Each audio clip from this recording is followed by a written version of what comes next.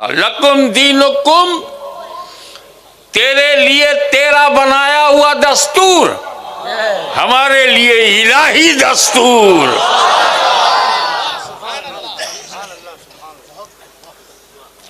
अब हमारा दीन ही इतना खूबसूरत है, ये खूबसूरती भी बड़ी चीज है साहब। एक खातून बड़ी खूबसूरत सड़क पर जा रही है और पीछे एक मजमा भीड़। किसी बुजुर्ग ने उस औरत से पूछा कि ये सारे तेरे दुश्मन है क्या जो पीछे पीछे? वो बोली नहीं, मेरी खूबसूरती मेरी दुश्मन है।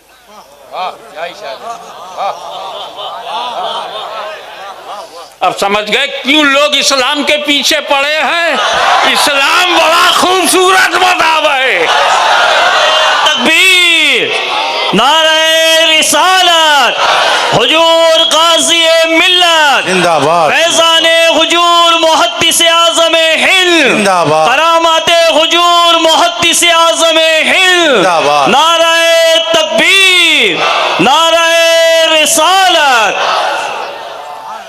इस्लाम की सबसे बड़ी खूबसूरती यह है कि इस्लाम के मानने वालों को खुदा ने बनाया है। सबसे बड़ी खूबसूरती यह है कि खुदा ने हमें बनाया है। और कितनी बड़ी बदसूरती है कि इन लोगों ने खुदा बनाया।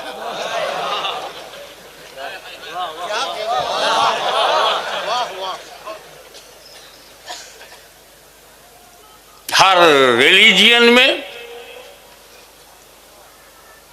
प्रॉब्लम मैं बता दूं आपको खुल करके। अली की औलाद खुल के नहीं बोलेगी तो क्या यजीद की औलाद बोलेगी? प्रॉब्लम यह है कि इनके पास रिलीजियन ही नहीं है।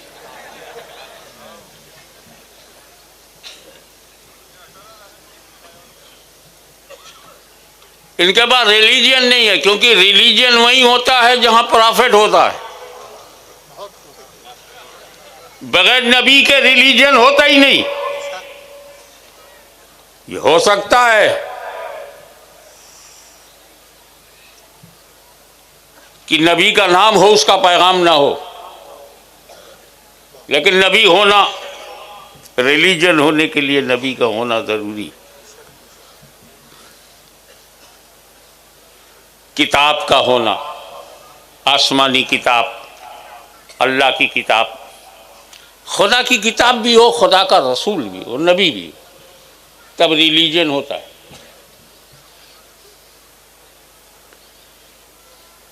और जहां नबी नहीं होता,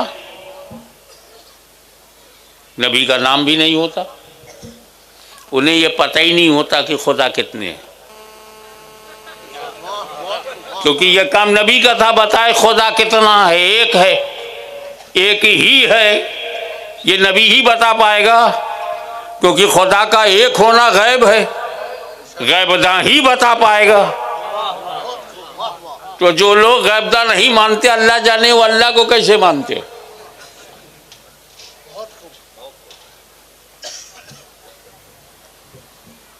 तो ये लोग वो हैं जिनके पास नबी नहीं है। हमारी खूबसूरती ये है कि हमारे पास नबी है। इस खूबसूरती की वजह से उनकी नींद हराम है।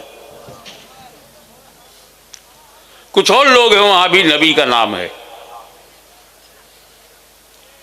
ईसाई कहते हैं ना, वहां भी नबियों का नाम है। यह और बात है कि वो अपनी ज़बान में अंबिया किराम का नाम इंग्लिश में, इंग्लिश उच्चारण, इंग्लिश प्रोनंसिएशन में, एडम, मोसेस, इसहाक, जोसेफ, अब्राहम बोलते हैं, मगर वो सब नबी के नाम है। नबी का नाम है उनके पास। यहूदियों के पास नबी का नाम है, तौरेत में नबी का नाम है, इंजील में नबी का नाम है, कुरान में भी नबी का नाम है। मगर फर्क यह है हम में उनमें कि उनके पास नबी का नाम है, नबी का पैगाम नहीं है। हमारे पास नबी का नाम भी है, नबी का पैगाम भी है। सब लोग इबादत करते हैं, करते ही रहते हैं, जो मुकल्लफ हैं वो भी, जो नहीं है वो भी। जिक्र तस्बीह सारी कायनात मसरूफ़ है। अब आइए हमारे यहाँ इबादत की खूबसूरती। और हमारे यहाँ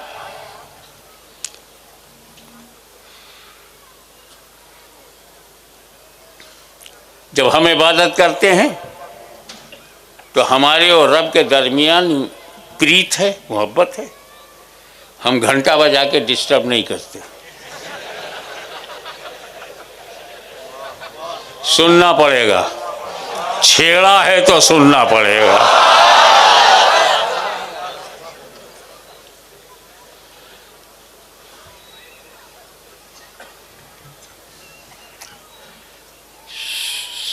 सबसे टॉप क्लास की इस्लाम में जो पूजा है, वर्शिप है, वो नमाज है।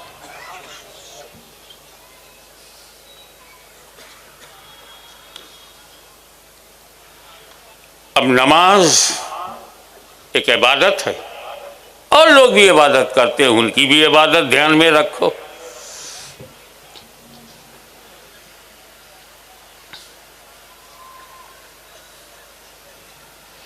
हम अपने बनाने वाले का सजदा करते हैं। क्या खूबसूरती है हमारी, जिसने हमें बनाया, जो हमारा क्रिएटर है, हम उसको सजदा करते।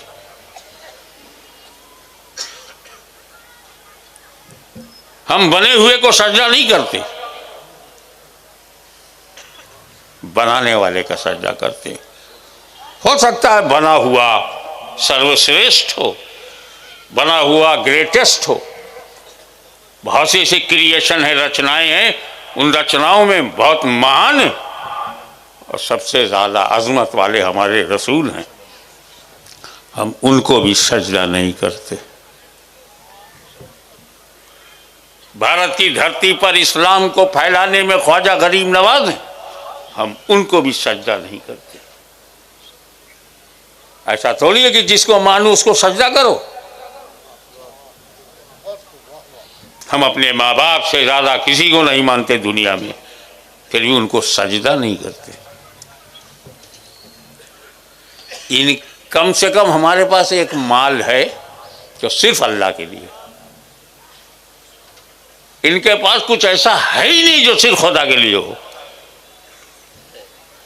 अब जब खुदा के ही तुम ना रहे तो हमारे कितने हो। अब आओ, क्या जरूरत है जिंदगी में? जिंदगी में जरूरत है एकताबद्ध होना। समाज में जरूरी है, कश्मीर से कन्याकुमारी तक जरूरी है एक होना। और मुसलमानों, कदम से कदम मिला के चलो, कंधे से कंधा मिला के रहो। और ये जानते हो क्वालिटी किसकी है? ये सेना, आर्मी की क्वालिटी है। उन्हें ट्रेन किया जाता है कि तुम्हारा पैर से पैर मिला हो, कंधे से कंधा मिला हो। और इस डिसिप्लिन के लिए अरबों खरबों रुपया खर्च किया जाता, तब जाकर के आर्मी डिसिप्लिन मुल्क को बचाती है, देश की रक्षा करती है। कोई इस दिशा में जा रहा, कोई उस दिशा में जा रहा नहीं, चेहरा एक तरफ, कदम एक साथ, कंधे से कंधा मिलाए हुए ट्रेनिंग दे रहा है। लाखों करोड़ों रुपया खर्च हो रहा है, मगर आओ अपने रसूल का शुक्रिया अदा करो। उन्होंने हमें नमाज दिया, और जब हम नमाज के लिए खड़े होते हैं तो कहा जाता है सफ़ें सीधी कर लो। पैर का अंगूठा दूसरे के बगल वाले के अंगूठे के लेवल में होवे, उसके बगल में लकीर सीधी हो, सफ़ें दुरुस्त हों, लाइनें एक हों, पैर से पैर मिला के, कंधे से कंधा मिलाया, गैप नहीं होना चाहिए।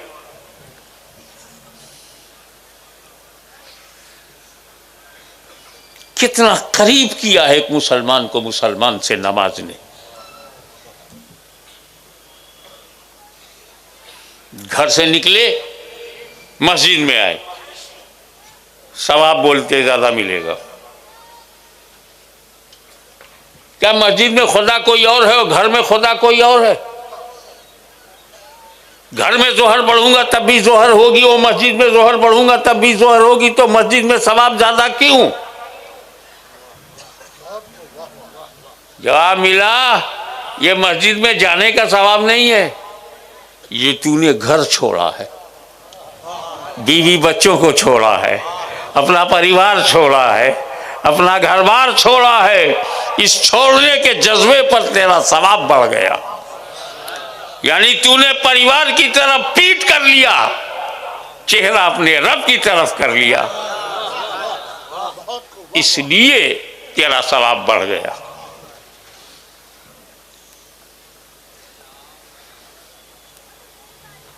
एक 1000 लोग जमात में खड़े हैं,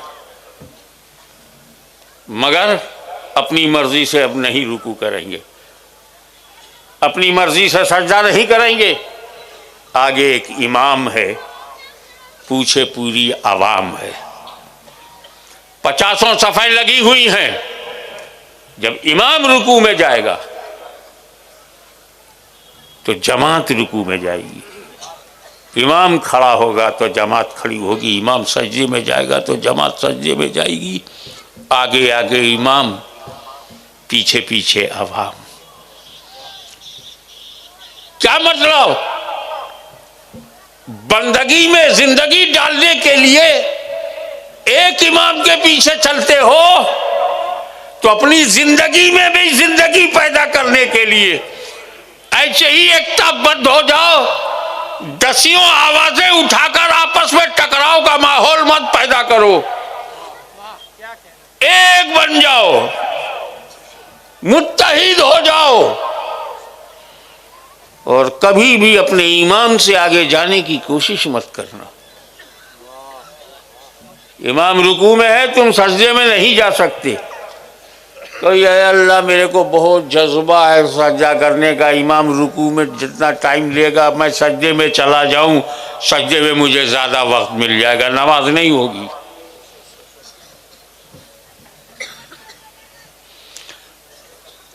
मगर आओ इस बात पर ध्यान दो कि जैसे आर्मी में वेल डिसिप्लिन्ड यूनिट में कंधे से कंधा, कदम से कदम मिला होता है, ऐसे नमाज ने हमको एक यूनिट बना दिया। लेकिन एक फर्क हमारे और आर्मी के बीच में है, आर्मी में कदम से कदम मिला, आर्मी में कंधे से कंधा मिला, मगर नमाज और आर्मी में फर्क यह है कि जो सिपाही ट्रेनिंग कर रहा है, कंधे से कंधा मिला के चल रहा है, हर सिपाही की नीयत अलग है कि जैसे मेरी ट्रेनिंग खत्म होगी मैं नाश्ता करूंगा, किसी का है मैं बाजार जाऊंगा, किसी की नीयत है कि मैं कपड़े चेंज करूंगा, किसी की नीयत कुछ और है, किसी की नीयत कुछ और है। उनकी नीयतें एक नहीं है, मगर नमाज वो ताकत है जिसने कंधे से कंधा भी मिला दिया और नीयतें भी सबकी एक बना दी।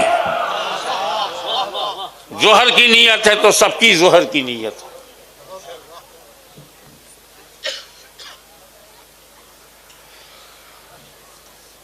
उसके बाद यही एक इबादत है जो रोजाना के साथ साथ वीकली इबादत भी है। ये मोहल्ले वालों अलग अलग मस्जिदों में मिलते थे लोगों से, फजर में, जोहर में, असर में, मगरिब में, इशा में। एक दिन पूरे मोहल्ले के लोग इकट्ठा होकर के मिलो जुमा में।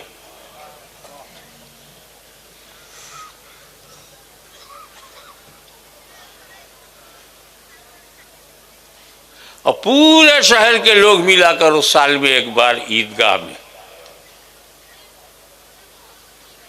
कितना मिलना मिलाना, एक दूसरे का दुख दर्द जानना, एक दूसरे का दुखावा समझना, एक दूसरे की मदद करने का हौसला होना। पर नमाज ने सारा फर्क मिटा दिया, जात पात का फर्क मिट गया, ऊंच नीच का भेदभाव मिट गया। सैयद शेख मुगल पठान समाज में है मगर जमात में सब मिट गया। एक ही सफ में खड़े हो गए महमूद और अयाज, न कोई बंदा रहा न कोई बंदा नवाज। आलिम के बगल में जाहिल है, जाहिल के बगल में मूची है, मूची के बगल में दूध वाला है, दूध वाले के बगल में मुफ्ती साहब। नहीं बोल सकते हमारे मुफ्ती साहब की मेरे बगल में ये शेड्यूल कास्ट कैसे आ गया। बोले इस्लाम में कोई कास्ट नहीं है, इस्लाम में कॉस्ट है, कीमत है, कास्ट नहीं है।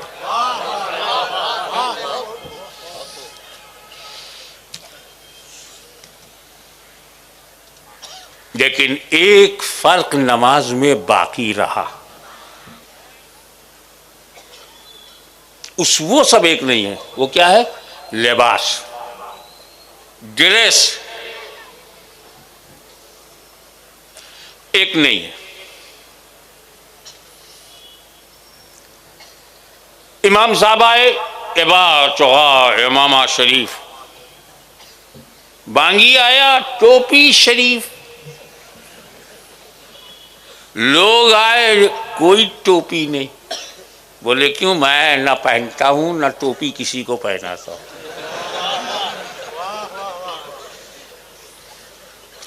कोई रुमाल बांधे हुए, कोई शर्ट पहने, कोई कुर्ता पहने, कोई जीन्स पहने।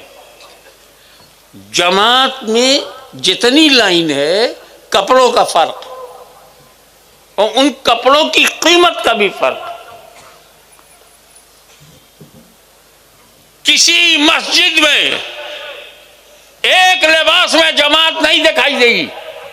मैंने नमाज से पूछा कि तूने दिल से दिल मिला दिया, ये नमाज तूने कदम से कदम मिला दिया, कांधे से कांधा मिला दिया, नीयत से नीयत मिला दी, जमात बना दिया, डिसिप्लिन बना दिया।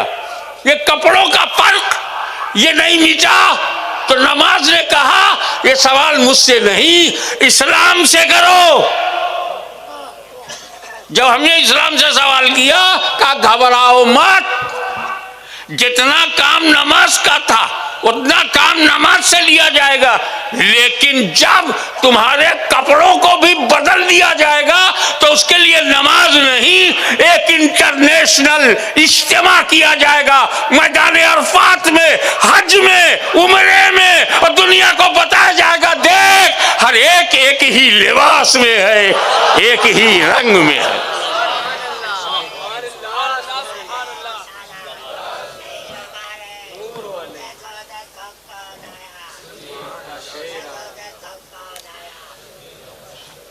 अब इस साल अल्हम्दुलिल्लाह मैं अपने दो बेटों, उनकी दो बहू, मेरी बेटी और दामाद और मैं, ये 7 आदमी आप देखेंगे जिद्दा में मिले, ये लिबास नहीं होगा, न सर पे ताज होगा, न येबा होगा। जितने लोग आ रहे, अमेरिका से रईस आ रहा है, डॉलर का रंग लेके आ रहा है, कोई पाउंड की धमक लिए आ रहा है, कोई फ्रांस से आ रहा है, कोई बांग्लादेश से आ रहा है, कोई पाकिस्तान से आ रहा है, और काबा सबको आने दे रहा है। काबा तंग नजर नहीं है कि फला देश से नहीं आने दूंगा।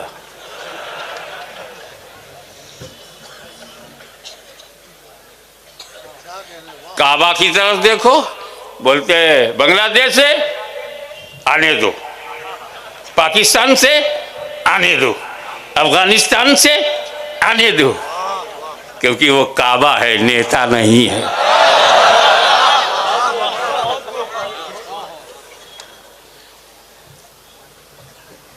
एक लुंगी, एक चादर पहने हुए और एक चादर ओढ़े हुए, उसी में अमीर आ रहा है, उसी में सफीर आ रहा है, उसी में वजीर आ रहा है, उसी में फकीर आ रहा है। एक रंग में रंग दिया हज ने।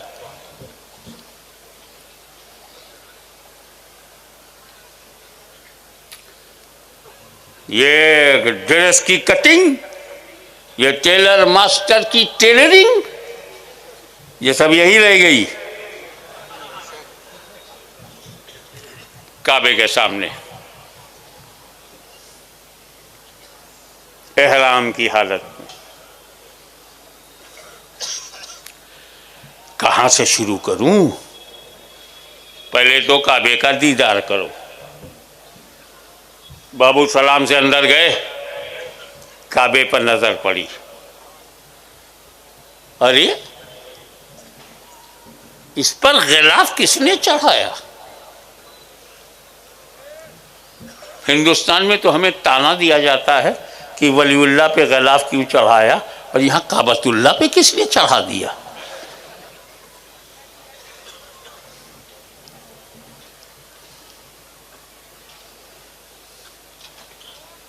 जवाब दे पाओगे कि काबतुल्लाह पे गिलाफ क्यों चढ़ाया? छोड़ो उनको जो चिढ़ाते हैं, जो चिढ़ाते हैं। हम सुन्नी लोग चढ़ाते हैं, और उर्दू जानने वालों को पता है कि चिढ़ाने में जेर है, चढ़ाने में जबर। हम जबर हैं, वो जेर। काबतुल्लाह पे गिलाफ चढ़ाया गया और हाशमी चुपचाप रहेगा, नहीं बताएगा क्यों चढ़ाया गया। कैसे समझाऊं आपको क्यों चढ़ाया गया?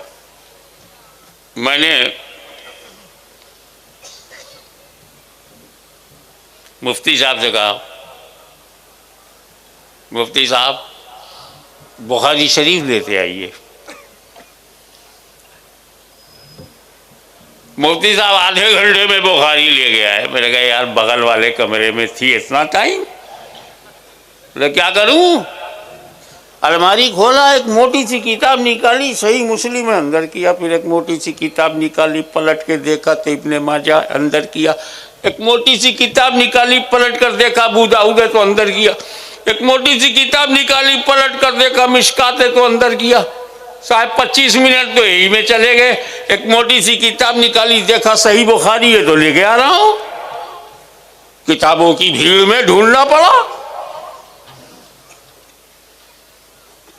मैंने यूसुफ भाई के साहबजादे खालिद से कहा, बेटा तू पढ़ा लिखा है, समझदार है, अल खालिद टूर एंड ट्रेवल्स को बहुत जिम्मेदारी से चलाते हो, बड़ी अच्छी मेज़बानी करते हो, please discovery of India written by Jawaharlal Nehru तो ले गया। वो 40 मिनट में आया। मैं कहा खालिद भूल गया अपना वालिद? 40 मिनट? बोले हजरत क्या बोलूं, आपकी लाइब्रेरी में गया, एक मोटी सी किताब, अलमारी खोला, मोटी सी किताब निकाली, पलट कर देखा 10 कैपिटल है तो अंदर किया। एक मोटी सी किताब निकाली, पलट कर देखा वो शेक्सपियर के ड्रामास का कलेक्शन है, अंदर किया। एक मोटी सी किताब निकाली, पलट कर देखा इंडियन कॉन्स्टिट्यूशन विद कमेंट्री है तो अंदर किया। यही करता रहा। 35 मिनट के बाद एक किताब निकाली, पलट कर देखा डिस्कवरी ऑफ इंडिया है। तो 40 मिनट लगेंगे कि नहीं लगेंगे सरकार ढूंढने में? मैं तो कंटाल गया पढ़े लिखे लोगों से। मेरे यहाँ एक नौकर था जुम्मन खान। हमारे यहाँ यूपी में कुछ इलाके ऐसे हैं नाम रखने में कोई प्रॉब्लम नहीं होता।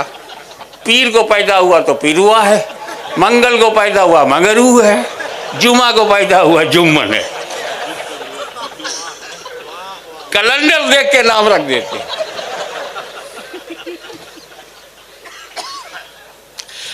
जुम्मन खान बनोगा। हाँ, क्या कर रहे हो? हुजूर अभी जोहर की नमाज पढ़ के आया हूँ। अच्छा वजू से हो, जाओ कुरान जरा उठा के ले आओ। वो जाहिल अनपढ़ अंगूठा टेक करिया अक्षर भैंस बराबर इलिटरेट गया और 5 मिनट में लेके आ गया। बेटा मुफ्ती साहब बुखारी लाने में 30 मिनट, खालिद को डिस्कवरी ऑफ इंडिया लाने में 40 मिनट, जाहिल गंवार 5 मिनट में कुरान लेके कैसे आ गया? तो हमने कहा कैसे इतनी जल्दी? बोला हुजूर हमका कुछ देखना तो था नहीं, अलमारी खोला जिस पर गिलाफ देखा लेके चले आए।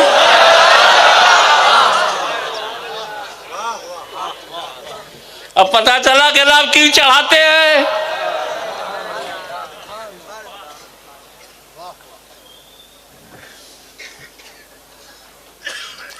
एक कुरान तुझे दुनिया की किताबों के साथ रहना, दुनिया की दूसरी किताबों के साथ रहना है, कहीं दूसरी किताबों के बराबर ना समझा जाए, इसलिए किताबुल्लाह पर गिलाफ चढ़ाया। दूसरी किताबों के बराबर न समझा जाए, किताबुल्लाह पर गिलाफ चढ़ाया। और एक काबा तू मस्जिद हराम है, मस्जिद है, और दुनिया की दूसरी मस्जिदों के बराबर तुझे न समझा जाए, इसलिए काबतुल्लाह पे गिलाफ चढ़ाया।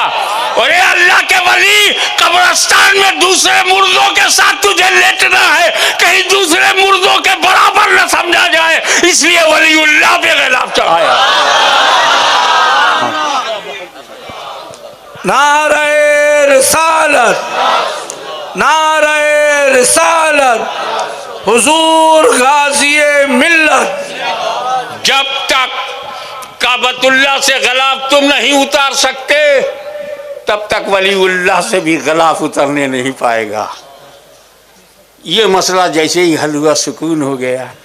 हमारे बाबा दादा पे अल्लाह की रहमत हो, चादर गिलाफ चढ़ाना सिखा दिया, काबतुल्लाह तक पहुंचा दिया। अब हज कहाँ से शुरू होगा? तवाफ नो, सब बाद में। जाओ हजर असवद के सामने पहले खड़े हो, नियत करो, चूमो, फिर स्टार्ट होगा हज। चूमने के बाद ही स्टार्टिंग है। तो अगर कहीं चूमना शिर्क होता तो वो हज में क्यों होता? बड़ा सीधा सा जवाब है, अल्लाह के रसूल ने चूमा है इसलिए हम चूमते हैं। ओके, हमारे चूमने की वजह बाहर जाहिर हो गई। चूमने की वजह क्या है? नबी ने चूमा, ये वजह है। अब बताओ नबी ने क्यों चूमा? वो किसके लिए चूमे? हम तो इसलिए चूमते हैं कि नबी ने चूमा। नबी ने क्यों चूमा?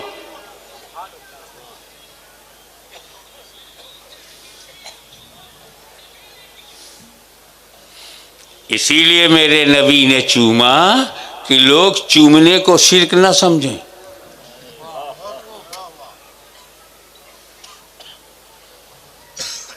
चूमने को हराम भी ना समझें, ये रुकन है हज का।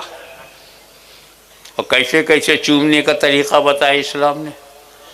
होठ लग जाए तो लगाओ, ऐसे लगा के आवाज़ नहीं आनी चाहिए, बस लगा, हट गया। और अगर दूर है तब कैसे चूमे? का होठ मत लगाओ, हाथ लगाओ, हाथ चूम लो। हजरे अस्वद से जब हाथ लगेगा और हाथ ही चूम लोगे, बोसा हो गया। ये मेरा हाथ made in India, make in India, इसको चूमना, हजरे अस्वद को चूमना हो गया। बोले हाँ, टच किया है, हजरे अस्वद को टच किया है, सच किया है। सरकार अगर हाथ भी ना पहुंचे तो डिस्टेंस हो। बोले हाथ में कोई डंडा उंडा ऐसा है का वही टच करके वही डंडा चूम लो। समझे आप, हम लोग डंडा चूमते हैं, डंडा खाते नहीं। सरकार अगर वो भी ना हो, इतनी दूर है हम कि डंडा भी काम ना करे, तो बोले हजरे अस्वद के लेवल में अपना हाथ ऐसे खड़ा करो, नियत करो, तवज्जो तवज्जो तवज्जो चूम लो। ये भी हजरत अस्वद का चूमना है। तवज्जो जो है वो करीब ले जाता है, ये हमें हज ने सिखाया है। तो तवज्जो, दूर वाला तवज्जो करे तो हजरे अस्वद के करीब हो सकता है। तो अगर गुजरात वाला नबी की तरफ तवज्जो करे तो गुंबद खजरा के करीब कैसे नहीं हो सकता।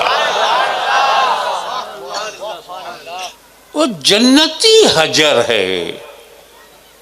हजरे अस्वद को बोलेंगे वो पत्थर जो है जन्नती है, काला है। अल हजरुल अस्वद, अल हजर माने पत्थर, अस्वद माने काला। देखा आपने, इंडिया में सफ़ेद सफ़ेद चूमने नहीं दिया, तो अल्लाह ताला ने कहा हज करने आओ काला काला चुमवाऊंगा। क्योंकि वो काला है तो क्या हुआ, आला है। जन्नती हजर है।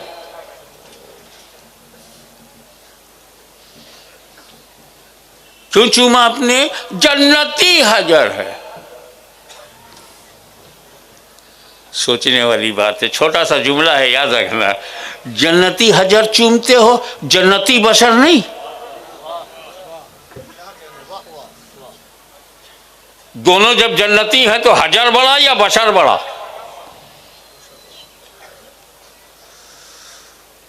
बोले पतली गली से निकल लो और जाते जाते का इस पे नबी का लब लगा है, होंठ लग गया नबी का। लिप्स ऑफ प्रॉफिट टच्ड हजरे अस्वद, लिप्स ऑफ प्रॉफिट, लब लगा। ये लब है, ये लगा। इनसे पूछो हजरे अस्वद तो वो है जिस पर लब लगा। चल देख गुंबदे खजरा में सब लगा।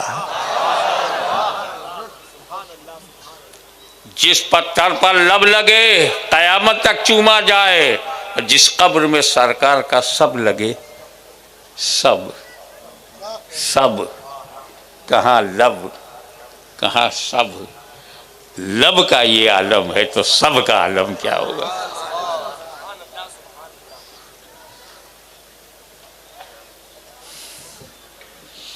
हुजूर सल्लल्लाहु अलैहि वसल्लम ने हजरत अस्वद को चूमा है, हम चूमेंगे। आदमी को कहा चूमा जो हम आदमी को चूमे, नबी ने इंसान को कहा चूमा जो हम इंसान को चूमे, नबी ने बशर को कहा चूमा जो हम बशर को चूमे। तुम भी इसी तेवर से बोलना, मेरे नबी ने हजरत अस्वद को भी चूमा है, आदमी को भी चूमा। चैलेंज है मेरा, इंसान को भी चूमा है, बशर को भी नबी ने चूमा है। बोल, इमाम हसन को चूमा है कि नहीं, इमाम हुसैन को चूमा है कि नहीं, गुलुए हसनैन को चूमा है कि नहीं, रुखसारे हसन और हुसैन को चूमा है कि नहीं। अब अल्लाह के घर में, अल्लाह के घर में हजरे अस्वद को चूमा, अपने घर में हसन हुसैन को चूमा, और हम गुलामों को रास्ता दिखा दिया, ऐसा हजर मिले तो हजर चूमो, ऐसा बशर मिले तो बशर चूमो। नारे तकबीर, नारे रिसालत, हुजूर गाज़ी मिल्लत, हुजूर गाज़ी मिल्लत जिंदाबाद। इसीलिए खुदा ने फरमाया हिज्जुल बैत मन इस्तता इलैहि सबीला, इरादा करो पक्का हज के लिए अगर तुम्हारे पास इस्तिताअत है, और ये तुम्हारे और तुम्हारे खुदा के बीच में है।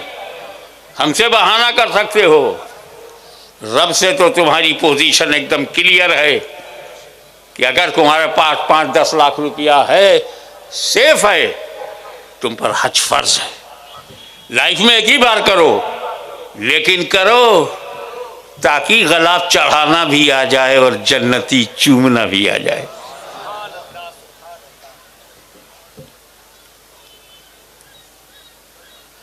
चूमने के बारे में एक बात क्लियर कर दूं, चूमना सवाब है, चूमना सवाब है, चूमना गुनाह है, चूमना गुनाह है। चूमना न गुनाह है न सवाब है। 3 किस्म का चूमना है और तुम तीनों को जानते हो।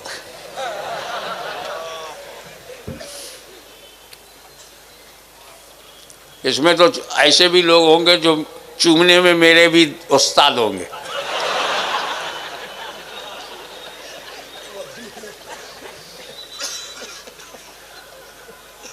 तीन किस्म का चूमना। हमने अपने बच्चे को गोद में लिया और चूमा,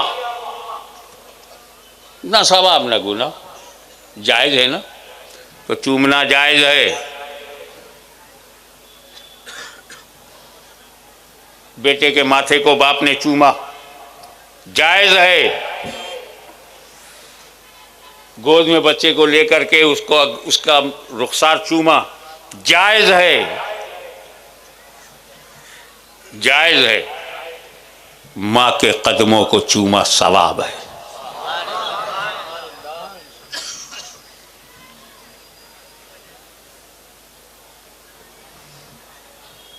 देखा आपने बीवी में और अम्मा में कितना फर्क है। बीवी को चूमा तो जायज है, अम्मा के कदमों को चूमा तो सवाब है। जायज सवाब के बराबर नहीं होता, बीवियां माँ के बराबर नहीं होती।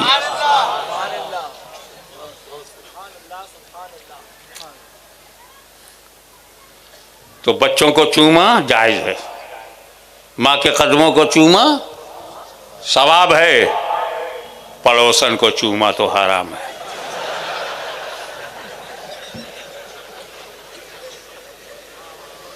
शिर्क तो होता ही नहीं।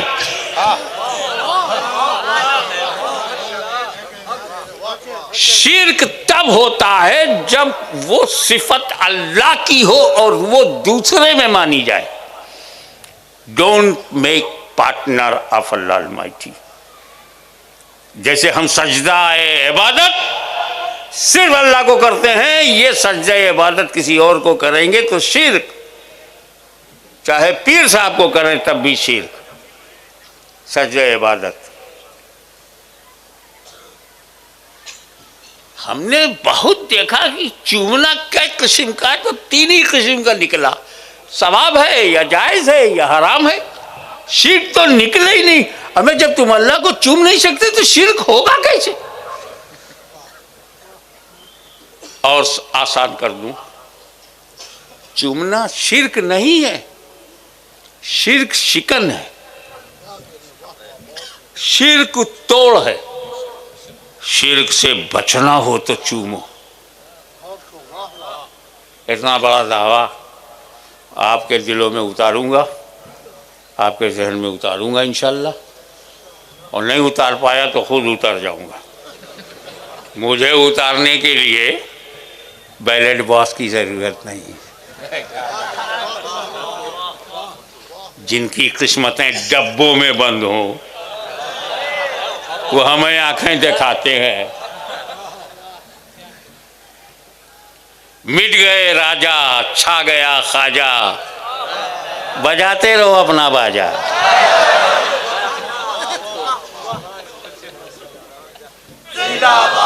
देखें हजरात, मैं बताऊं ये शिर्क से बचाता कैसे है। एक बार डायरेक्ट पूछता हूं, बताओ अल्लाह को छू सकते हो? Can you touch, can you किस? क्या अल्लाह को पकड़ सकते हो? क्या बाबा, वो लामहदूद हम महदूद, वो अनंत है हम अंत हैं, वो असीमित है हम सीमित हैं। Unlimited can't enter into limited. बाबा हम अल्लाह को छू नहीं सकते, टच नहीं कर सकते, चूम नहीं सकते। तो अल्लाह वही है ना जिसे छुआ ना जा सके, जिसे चूमा ना जा सके। तय पीछे वालों तो खड़े हो बेचारे, बैठने की जगह नहीं, आप अल्लाह को चूम सकते हैं? हैं? अब इधर बाधा तुम लोगों के लिए मैं खड़ा हो गया, अल्लाह को चूम सकते हो? तय आप बहुत काबतुल्लाह गए हो, अल्लाह को चूम सकते हो? और ये स्टेज पर बैठे हुए वीआईपीज अल्लाह को चूम सकते हो? तय फाइनल, नक्की, पक्का, लॉक कर दूं?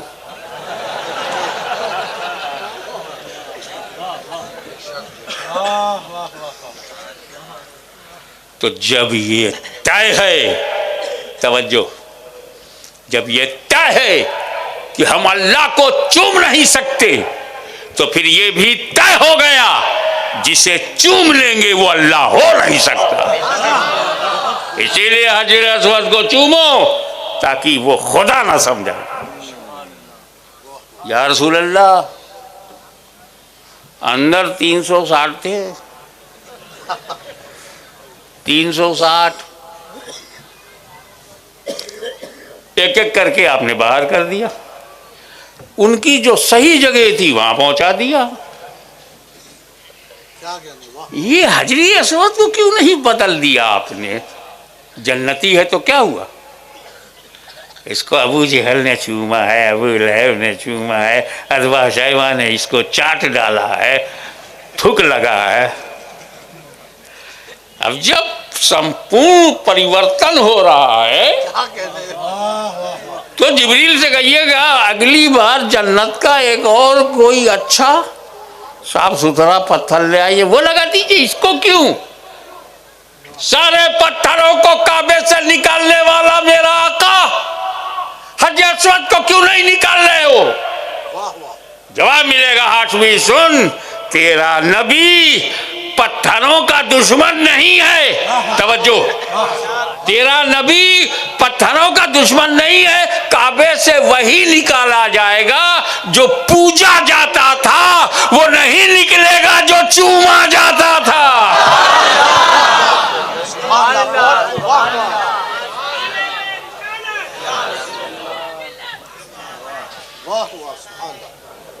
तो मेरे नबी ने बता दिया पूजना और है चूमना और।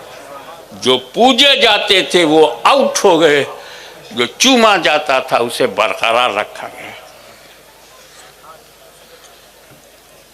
तो कहीं ऐसा ना हो ईसा मसीह अलैहिस्सलाम के मोजिज़ात को देखकर लोगों ने उन्हें खुदा का बेटा इब्नुल्लाह कह दिया।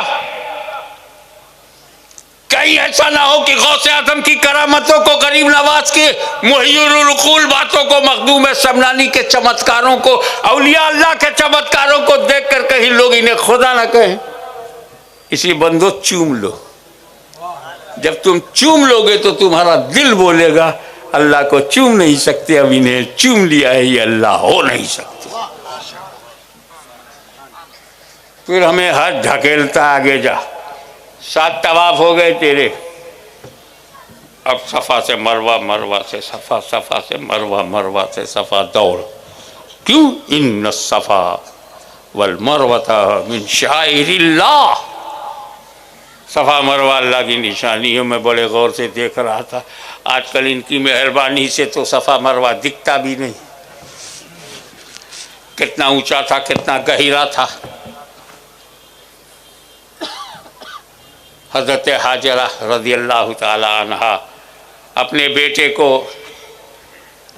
मुताफ में, जो आज मुताफ है वहीं लेटा कर, प्यासा इस्माइल माँ दुखी बच्चे के लिए पानी ढूंढने के लिए सफ़ा पर गई। इधर उधर नज़र दौड़ाया, पानी नहीं दिखा। तो बोले चलो दूसरी पहाड़ी पे चलकर देखते हैं। अब जब सफ़ा की नीचे गई तो उनके चलने का अंदाज मैं आपको बताऊं। सफ़ा से चलती थी और देखती थी, क्या स्माइल है, फिर उतरती थी, फिर देखती थी, फिर उतरती थी, फिर देखती थी, धीरे धीरे उतरती थी और इस्माइल को देखती थी।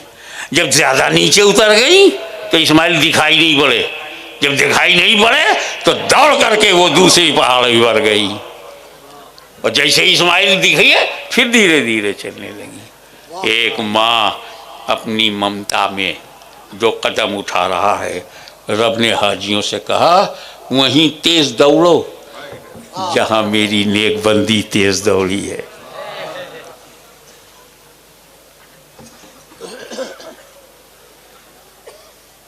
फिर मरवा से सफा वही अंदाज, धीरे धीरे उतरना, फिर तेज चलना, फिर धीरे धीरे मरवा पे, मरवा से सफा, सफा से मरवा, मरवा से सफा।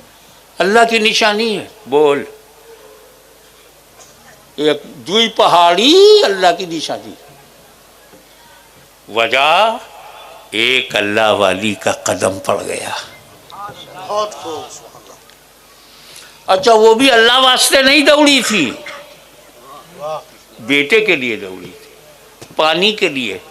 मगर जब अल्लाह का कोई पसंदीदा बंदा या पसंदीदा बंदी होती है तो काम वो अपना करे, रब उससे राजी होता है। सफा मरवा अल्लाह की निशानी। चलो भाई, वाह। अबे ये हज में कुछ अल्लाह के लिए भी है क्या? सफा मरवा, काबा, हज अस्वद, मुताफ, मकाम इब्राहिम, सब गैरुल्लाह। एक भी इसमें अल्लाह नहीं है। सब पत्थरों का मुकद्दर देखना है तो अल खालिद में हज करने के लिए निकलो, तब देखो कि पत्थरों का मुकद्दर क्या है। और हज में एक बात और है, हाजी बाजमात हज करता ही नहीं। पता नहीं कैसा इमाम हो और हज गड़बड़ा जाए। नमाज में गड़बड़ इमाम होगा तो हम अपनी नमाज बचा लेंगे, हज में गड़बड़ हुआ तो क्या करेंगे? तो अल्लाह ताला ने कहा अकेले करो। नमाज में तो अरबी ज़रूरी है, हज में वो भी ज़रूरी नहीं। जिस भाषा में चाहो अपने रब से माफ़ी मांगो, दुआ करो।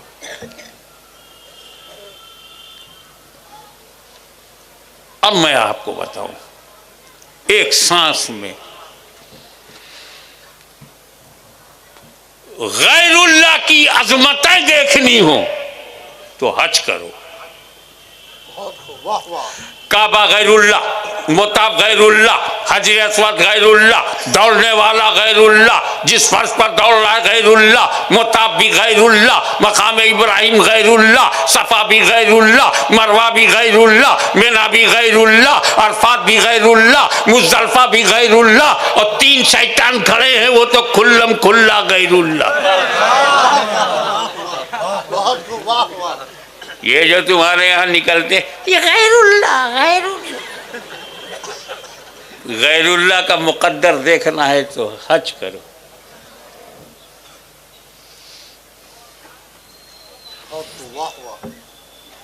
एक लाइफ स्टाइल बताऊं आपको।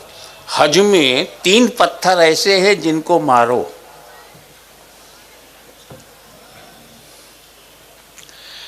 ये बड़ा शैतान है, ये मझला शैतान है, ये छोटा शैतान है, ये क्या यार तुमने मचा रखा है शोर? शैतान तो सिर्फ शैतान है। ये मामला क्या है? बोले ऐसा है कि जब हज़रत इब्राहीम अलैहिस्सलाम अपने रब की रज़ा के लिए अपने बेटे इस्माइल अलैहिस्सलाम को ज़बह करने के लिए राज़ी हुए तो मिना गए। मिना की तरफ जैसे ही चले, इब्लीस के पेट में दर्द हुआ।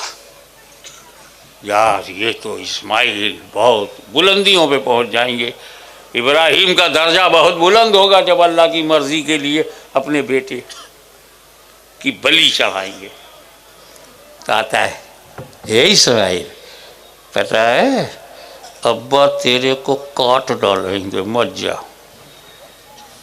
उसने अपने लहजे में कहा होगा जो इब्लीस का लहजा है, मैं तो आपकी भारतीय लहजे में बात कर रहा हूं।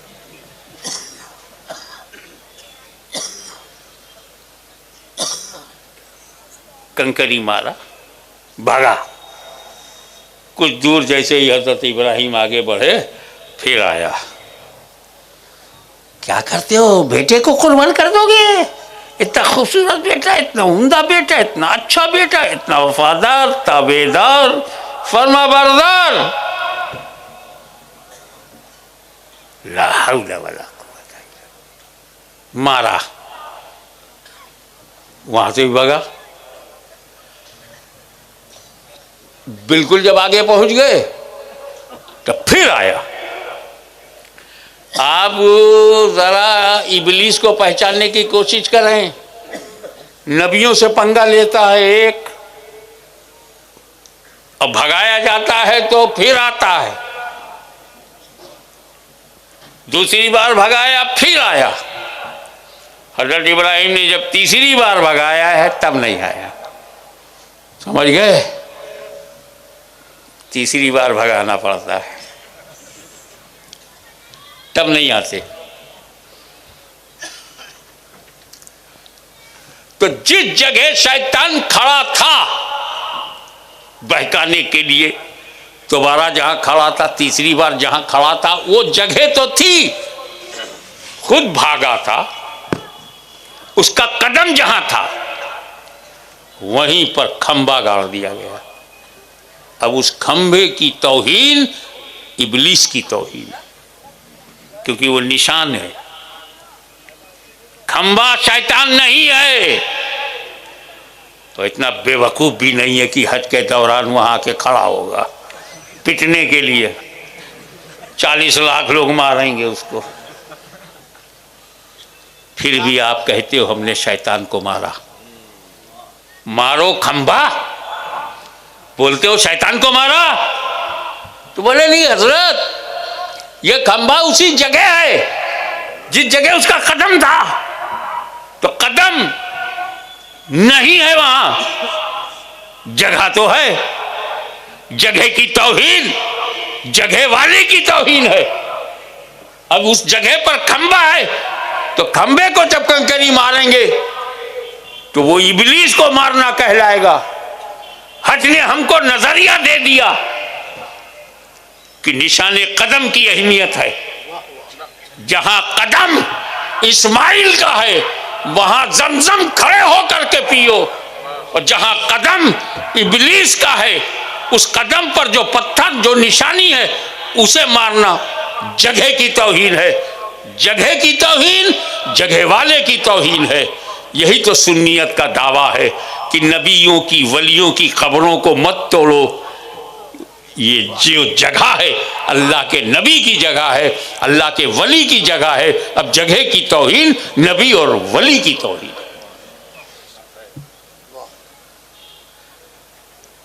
अब उसके बाद आप अरफात में पहुंचे। जो भी टूर्स, जितने भी टूर जाते हैं उनके गाइड होते हैं, बोलते हैं तैयारी कर लो, असर हो गई, दुआ हो गई, चलो। थोड़ी देर बाद मैं बोला यार मगरिब का वक्त हो गया है, तो मगरिब पढ़ लूं? बोले ना ना, मगरिब मुज़दलिफा में चल के पढ़ेंगे। अब यार वहां तक जाने में ऐशा का वक्त हो जाएगा। कहा ना, होने दो, मगरिब ना पढ़ो। या अल्लाह, पूरे भारत में मगरिब ना पढ़ो तो फासिक मोलिन,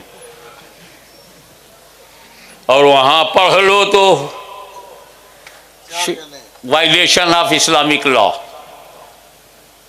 मेरे भाई, सारी जिंदगी मगरिब के वक्त पर हमने मगरिब पढ़ा, अब हमसे कह रहे हो मुज़दलिफा चलो, मुज़दलिफा जाते जाते इशा का वक्त हो जाएगा, तब कहाँ वहां मगरिब पढ़ना, तो कज़ा हो जाएगी ना, अदा होगी।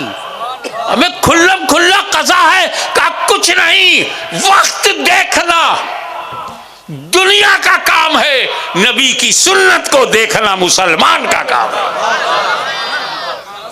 जब नबी ने मगरिब नहीं पढ़ी हम भी मगरिब नहीं पढ़ेंगे, यानी मगरिब पढ़ना भी सवाब है, ना पढ़ना भी सवाब है। अगर नबी के वक्त पर पढ़ी जाए तो पढ़ना सवाब, और नबी के वक्त पर ना पढ़ी जाए तो ना पढ़ना सवाब, और कज़ा हो जाए तो अदा पढ़ना सवाब। हज ने क्या बताया? हुजूर सल्लल्लाहु ताला अलैहि वसल्लम की अदाओं को देखते रहो। मुज़दलिफ़ा पहुंचे, सारी रात वहाँ इबादत में गुजारी। आओ, ये अल्लाह ये अरफात में क्यों बुलाया? माफ़ी मांग, तौबा कर। जो हुकूकुल्लाह, अल्लाह के जितने हुकूक तूने पूरे नहीं किए, माफ़ी मांग। अल्लाह की नाफरमानियां की हैं, माफ़ी मांग। नमाज छोड़ा, रोजा छोड़ा, हज छोड़ा, ज़कात छोड़ा, माफी मांग।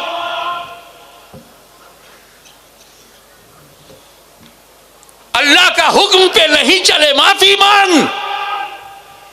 अल्लाह का हक अदा नहीं किया, माफी मांग। अरफात में आपके हुकूकुल्लाह की माफी का परवाना दे दिया गया और कहा अब मुज़दलिफ़ा चलो, वहां गिड़गिड़ाओ, वहां माफी मांगो, ताकि तुमने बंदों का जो हक मारा है, बंदों का जो दिल दुखाया है, बंदों का कर्ज अदा नहीं किया है, बंदों का हक मारा है, वहां उसकी माफी मांगो। ये अल्लाह जब तक बंदा माफ नहीं करेगा, ये माफी होगी कैसे? बोले तू अल्लाह को मशवरा देगा क्या?